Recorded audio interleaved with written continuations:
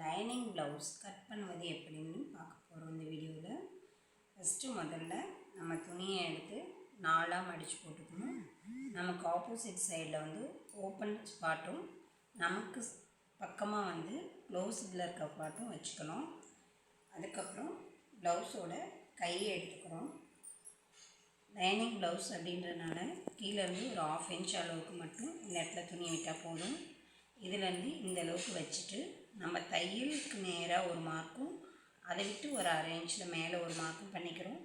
அதே மாதிரி ஆப்போசிட் சைட்லேயும் இந்த இடத்துல 1/2 இன்ச் விட்டுட்டு நம்ம தைக்கிறதுக்கு தையலுக்கு நேராக ஒரு மார்க்கு அதை விட்டு மேலே ஒரு 1/2 இன்ச்சில் ஒரு மார்க் பண்ணிக்கிறோம்.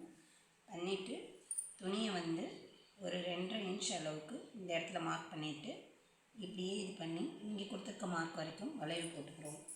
வளைவு போட்டுட்டு அந்த வளைவு கரெக்டாக இருக்கான்னு பார்த்துட்டு துணியை எடுத்து கட் பண்ணி எடுத்துக்கிறோம். இது கைப்பீஸ். நம்ம வந்து நார்மலாக தைக்கிற அளவை விட 1/2 இன்ச் மேலே விட்டு தான் துணியை கட் பண்ணணும். ஆப்போசிட் சைடில் இருக்கிற 2 பீஸ் ஓப்பனில் இருக்கும், ஒரு பீஸ் மூடி இருக்கும். அந்த இதை வந்து நம்ம ஓப்பன் பண்ணி எடுக்கணும். நம்ம பக்கம் இருக்கிற துணியை வந்து வெட்டிடக்கூடாது, கை 4 துண்டாக விழுந்துடும். இந்த இடத்துல ஒரு நேச் மார்க் பண்ணி வச்சுக்கிறோம். நம்ம ப்ளவுஸ் தைக்கும்போது இதை வந்து சென்டர் பாயிண்டாக வச்சு தைச்சோம்னா கை நழுவாமல் கரெக்டான அளவு வரும். இப்போது இந்த துணியை எடுத்து கை வெட்டினதை ஆப்போசிட் சைடில் போட்டுட்டு இந்த துணியை இப்படி ஃபோல்டிங்கில் போட்டுக்கிறோம். ஓப்பன் சைடு வந்து நமக்கு ஆப்போசிட்டாகவும் ஃபோல்டிங்கில் இருக்கிறது வந்து நம்ம பக்கமாகவும் வச்சுக்கிறோம். வச்சுட்டு அளவு கரெக்டாக இருக்கான்றதை முதல் நம்ம அளந்துக்கணும். ப்ளவுஸை கையில் எடுத்து ப்ளவுஸோட ஆம்கோல் சைடை 2ஐயும் ஒன்றா வச்சு இப்படி ஒரு அளவு பிடிச்சிக்கணும். கீழே இறக்கிக்கணும். ஆம்கோல் சைடை ஒன்றா வச்சுக்கணும்.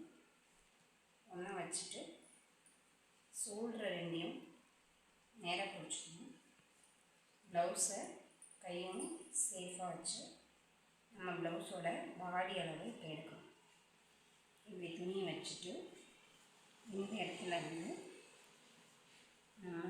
நமக்கு ஆப்போசிட் சைடில் போட்டிருக்க இடத்துக்கு நேராக ப்ளவுஸ் வச்சுட்டோம்.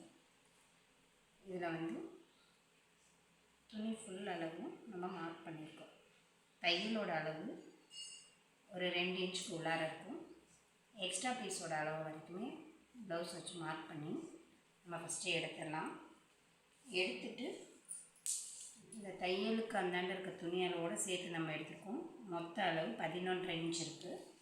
அதே மாதிரி இது வந்து 11.5 இன்ச் அகலம் நம்ம பாடி சுற்றளவு தையலுக்கும் சேர்த்து அதில் இருக்குது. இப்போ வந்து நம்ம பேக் சைடோட உயரத்தை அளக்கணும்.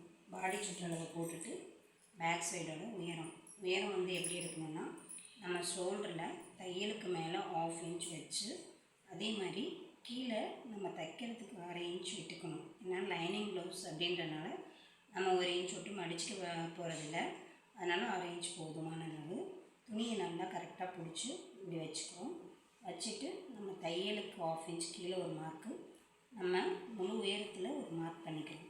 மார்க் பண்ணிவிட்டு எடுத்துகிட்டு நம்மளோட ப்ளவுஸில் எந்த அளவுக்கு இருக்குன்றதை அளந்து பார்த்துக்கலாம். முழு உயரம் 16 இன்ச் அளவு இருக்குது. இந்த 16 இன்ச் அளவுக்கே இப்படியே வச்சு ஒரு மார்க் பண்ணிக்கிட்டே வந்துடுங்க. நம்ம எடுத்திருக்க அகலம் 11.5 இன்ச் அளவுக்கு நேராக இந்த இதை மார்க் பண்ணிக்கிறோம். இப்போ இந்த இதில் வந்து இந்த அளவு மாறாமல் இருக்கிறதுக்காக ஒரு கோடு போட்டுக்கிறோம். இங்கே இருந்து இங்கே வரைக்கும் 2.5 இன்ச் அளவு கழுத்தளவு நம்ம எடுத்துக்கிறோம். கழுத்தளவில் 2.5 இன்ச் எடுத்துகிட்டு நம்மளோட ஷோல்டர் அளவு எவ்வளோ இருக்குது அப்படிங்கிறத நம்ம கழுத்துக்கிட்ட இருந்து ஆம்கோல் வரைக்கும் வச்சுக்கிறோம். ஆம்கோல் வரைக்கும் வச்சு பார்த்து தையல் அளவு இது எக்ஸ்ட்ரா அளவு 1/2 இன்ச் அளவுக்கு விட்டுட்டு எடுத்துகிட்டு இந்த அளவை டேப் வச்சு 1 டைம் அளந்து பார்த்துக்குவாங்க. தையல் அளவு வந்து 2.5யும் 1/2 இன்ச்சு சேர்த்து 3 ஷோல்டர் அளவு வந்திருக்கு இந்த ப்ளவுஸ்க்கு. அப்போது கழுத்துக்கு 2.5 இன்ச்சு, ஷோல்டருக்கு 3.5 இன்ச் அளவு. அப்புறம் திரும்ப இன்ச் விட்டுருக்கோம் இல்லையா, இந்த இடத்துல ஒரு மார்க் பண்ணிவிட்டு அந்த மார்க்குக்கு மேலே வந்து இந்த ப்ளவுஸோட முதுகு பக்கம் கழுத்து வரைக்கும் இப்படி வச்சு இங்கே அளந்துக்கிறோம். இந்த இடத்துல ஒரு மார்க் பண்ணிக்கிறோம். அதுக்கு மேலே ஒரு அரை இன்ச் மார்க் பண்ணிக்கிறோம். இந்த இது எதுக்கு அப்படின்னா, நம்ம தைச்சி முடிச்சதுக்கப்புறம் அரை இன்ச் கம்மியாகும், அதனால் இங்கே வந்துடும் துணி. அதுக்கு மேலே அரை இன்ச் வச்சு தைக்கும்போது இங்கே தைச்சோம்னா இந்த அளவு கரெக்டாக இருக்கும். இப்போ நம்மளோட கழுத்து அளவு உயரம் எவ்வளோ இருக்குன்றதை இங்கேருந்து இங்கே வரைக்கும் வச்சு பார்த்துக்கோ. 9 இன்ச் இருக்குது. மொத்தம் 9.25 இன்ச் வருது. நம்ம தைச்சது போக மீதி 4 இன்ச்சு கரெக்டாக வந்துடும்.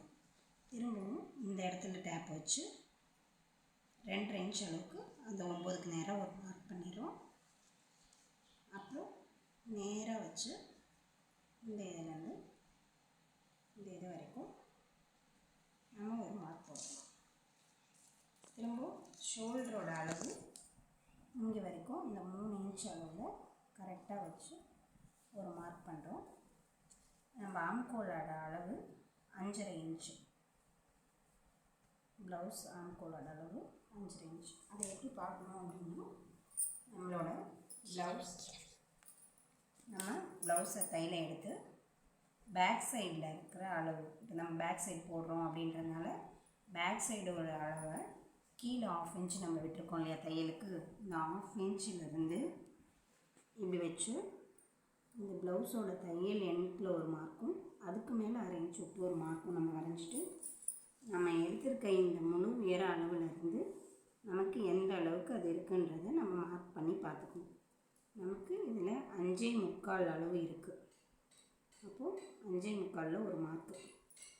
அதே மாதிரி ஷோல்டர்கிட்ட இருந்தும் இந்த இடத்துக்கு நேராக 5.25 ஒரு மார்க் பண்ணிவிட்டு, இதே அளவுக்கு கை கோணலாக வராமல் இருக்கிறதுக்காக ஒரு மார்க் பண்ணிகிட்டே வந்துடுங்க. இப்படி பண்ணிட்டு வரும்போது நமக்கு வந்து ப்ளவுஸோட அளவு கரெக்டாக வரும். இப்போ நம்ம இந்த 11.5 இன்ச் வச்சு ஃபுல் அளவு எடுத்துருக்கோம் இல்லையா, அதுக்கு நேராக ஃபுல்லாக டேப் எப்படி வச்சுட்டு இந்த அளவில் இங்கேருந்து 5.25க்கு இப்படியும் வந்துடும் கரெக்டாக. இதில் மார்க் பண்ணிவிட்டு ஷோல்டர்லேருந்து இந்த இடம் வரைக்கும் வளைக்காமல் நேராக வரணுன்றதுக்காக கோடு ஒன்று போட்டுக்கோங்க. இதை வந்து ப்ளவுஸ் வச்சும் எடுக்கலாம். நான் ஏன் இப்படி சொல்கிறேன் அப்படின்னா, டேப் வச்சு எடுக்கும்போது உங்களுக்கு எந்தெந்த இடத்துக்கு எவ்வளோ அளவுகள் வரும்ன்றதை கரெக்டாக நம்ம தெரிஞ்சுக்கலாம். இப்போ பேக் சைடில் வந்து 1.5 இன்ச் அளவுக்கு இந்த கிராஸ்க்கு ஒரு மார்க் எடுத்துக்கணும். இப்போ இங்கேருந்து இப்படியே வந்து இந்த மார்க்கில் இப்படி போய் இது ஆம்கோல் வளைச்சிக்கணும். பேக்கில் 1.5யும் ஃப்ரண்ட்டில் 1 வரும். நான் ஃப்ரண்ட் போடும்போது உங்களுக்கு அதை சொல்கிறேன். இதே கழுத்து அளவு வந்து நம்ம 1 இன்ச் வச்சோம்னா கழுத்து இன்னும் மேலே ஏறி வரும். அதனால் ஒரு 3/4 இன்ச் அளவுக்கு இந்த கழுத்துக்கு நேராக ஒரு மார்க் வச்சுட்டு இந்த கழுத்தை இப்படியே கொண்டு வந்து இந்த இடத்துல வளைச்சி இப்படி வளைச்சி விட்டுருங்க. அப்படி வளைச்சி வரும்போது நமக்கு கழுத்தோட அளவு கரெக்டாக வளைவு கொடுத்து வந்துடும்.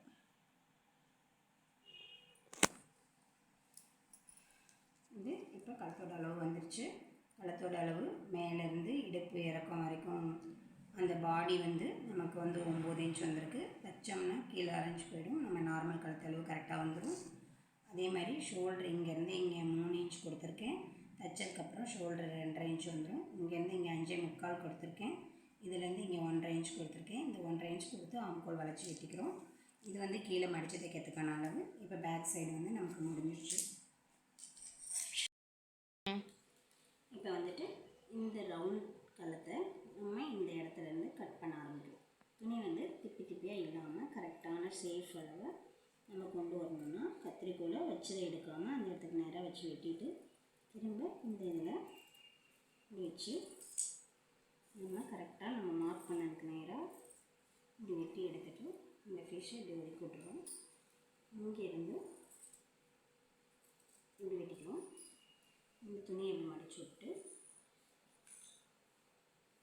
இந்த இதை இப்படி கரெக்ட் பண்ணி துணி நழுவாமல் கரெக்டாக வச்சுக்கணும். நமக்கு வாட்டமாக இருக்கிற மாதிரி துணியை வச்சு நம்ம வெட்டிக்கணும். அதேமாதிரி ஆம்கோலும் அந்த நேர்கோட்டில் வெட்டிடக்கூடாது. நம்ம எங்கே வளைவு கொடுத்து போட்டிருக்கோமோ அந்த வளைவு மேலே வச்சு கரெக்டாக கட் பண்ணிக்கணும். இப்போது இதை வந்து நேராகவே நம்ம கட் பண்ணி எடுத்துக்கலாம். நம்ம அளவு போட்டதில் மீதி ஒதுங்குற இந்த பீஸுங்களை வந்து நம்ம ஊக்குப்பட்டிக்கு கூட நம்ம எடுத்துக்கலாம். இதை இப்படி நேராக கட் பண்ணி எடுத்துடலாம். இப்போ வந்து பேக் பீஸ் ரெடி.